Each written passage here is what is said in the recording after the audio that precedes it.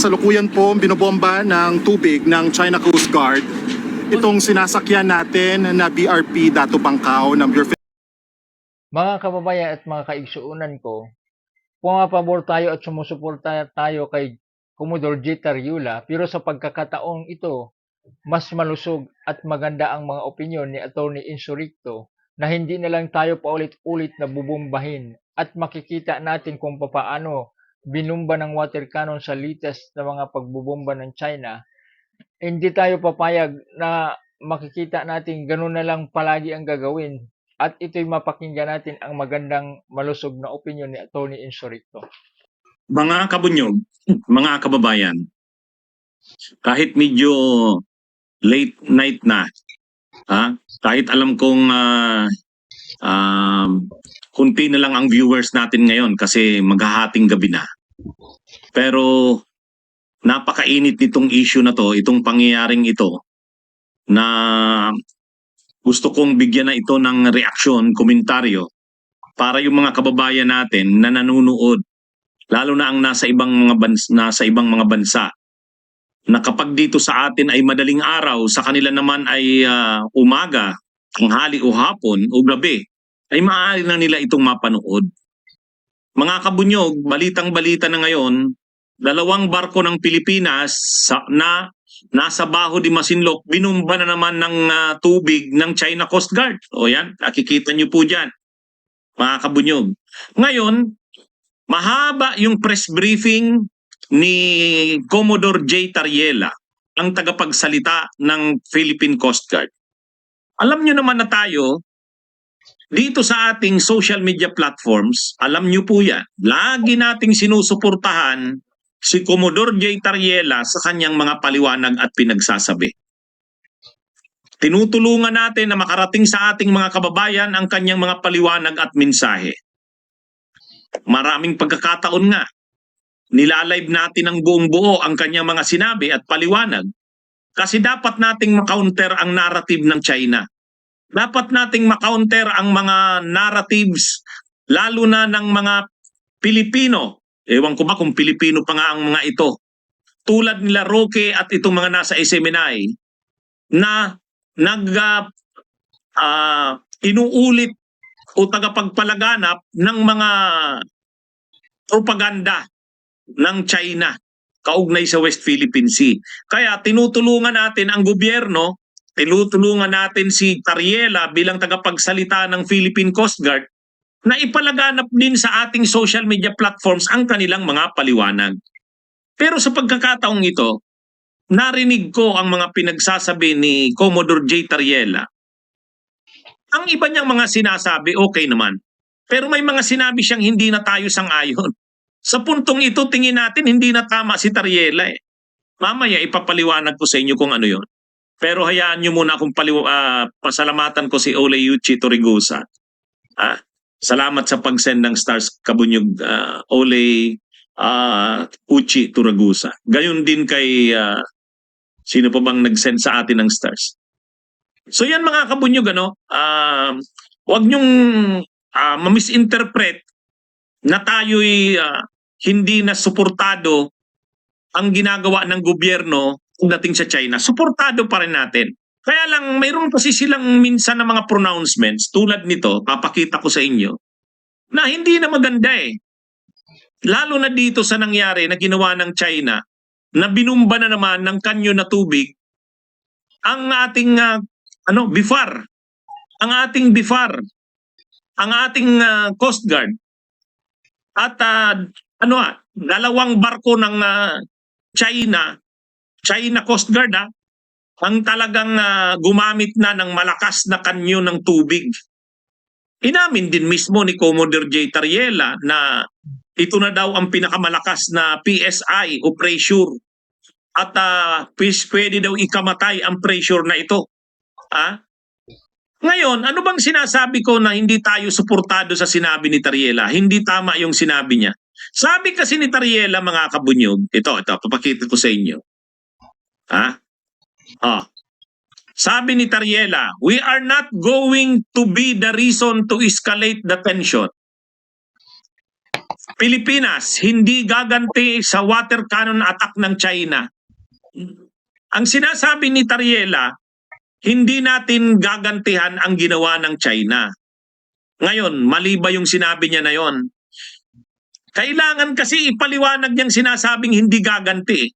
Hindi tayo nagsabi na gamitan ng pwersa na ang China. Kumbaga, ginagamitan na tayo ng China ng pwersa, gagamitan na rin ba natin ng pwersa? Hindi. Hindi. Kahit ako, hindi ako sang-ayon na gamitan ng pwersa ang ginagawa ng China. Pero, kailangan namang may gawin tayo na iba naman na. Hindi na pwede yung dati na naman. Yun ang punto ko, mga kabunyog. Sana nakuha nyo ang ibig kong sabihin. Di ba, mga kabunyog, mga kababayan? Ang ginagawa ngayon ng China, ini-escalate ang tensyon. Ang ginagawa ng China ngayon, escalation na ito ng tensyon. Ngayon, i-escalate din ba natin ang tensyon? Hindi. Pero, ang sinasabi kasi ni Tariela, parang kung ano yung ginagawa natin, ganun pa rin ang gagawin natin. Hindi na pwede.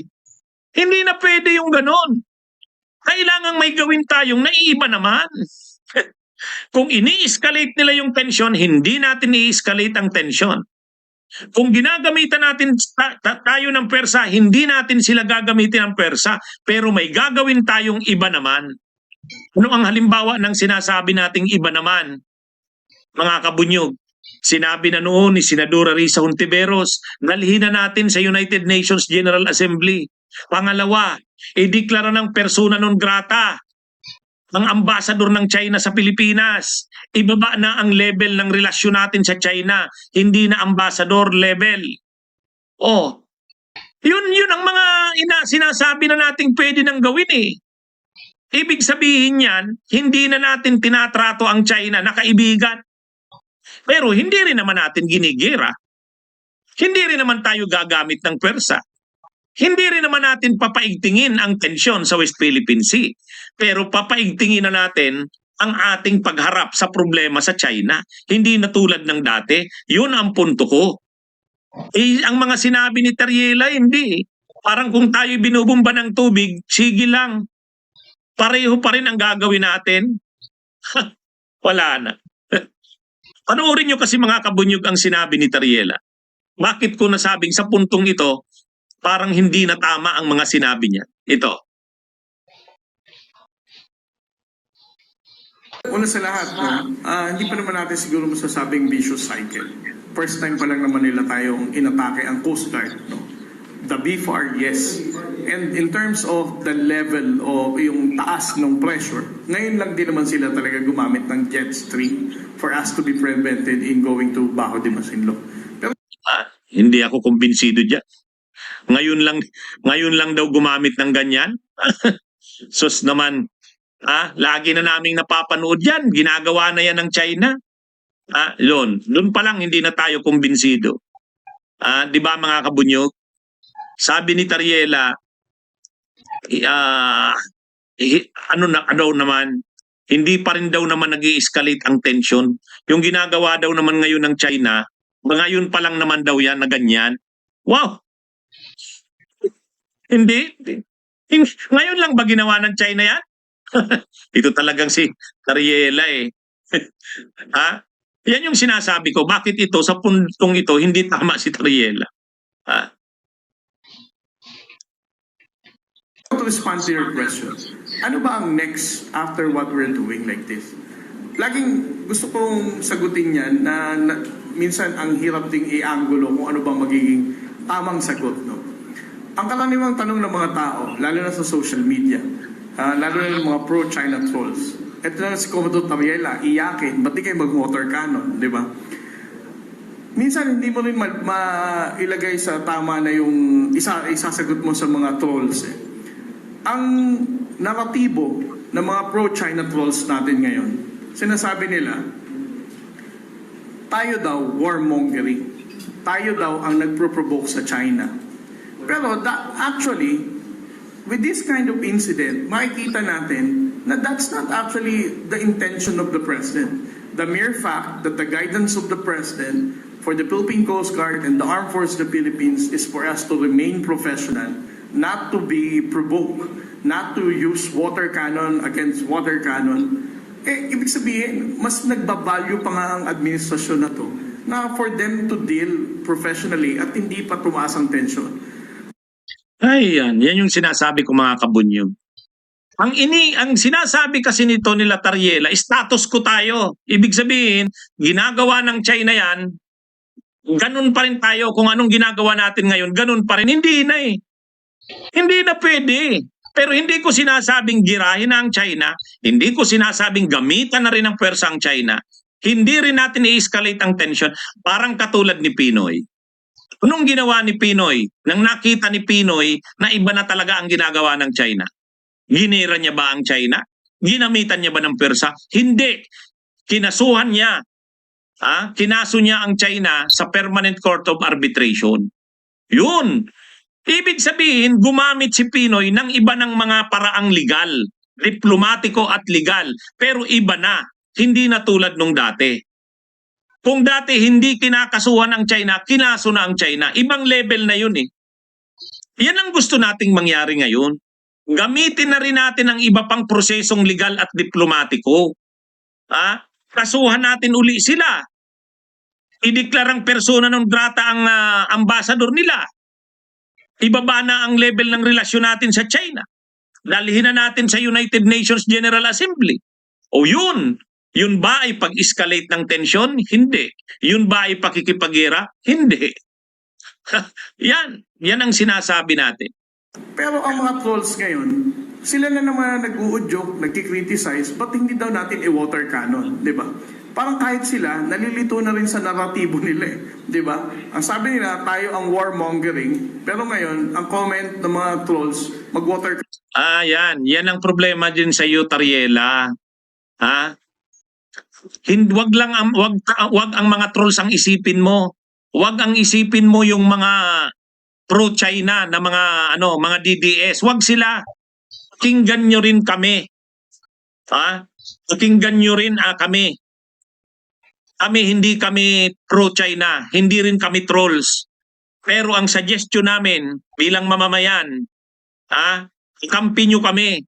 Pero hindi kami sang-ayon na sa sinasabi mo na kung ano yung ginagawa natin ngayon, ganun na lang. Dapat may iba na rin tayong gawin. Di ba? Dapat may iba na rin tayong gawin.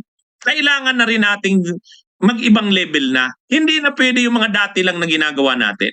Di ba mga kabunyog? Yan lang naman. At huwag mo kaming isipin na kami yung warmonggerer. Hindi kami nagsasabing mananggagatong ng gera. Kahit kami ayaw namin ng gera. At huwag mo kaming isipin na troll kami. Lalong huwag mo kaming ipareho dyan sa mga DDS na yan na maka-China. Hindi.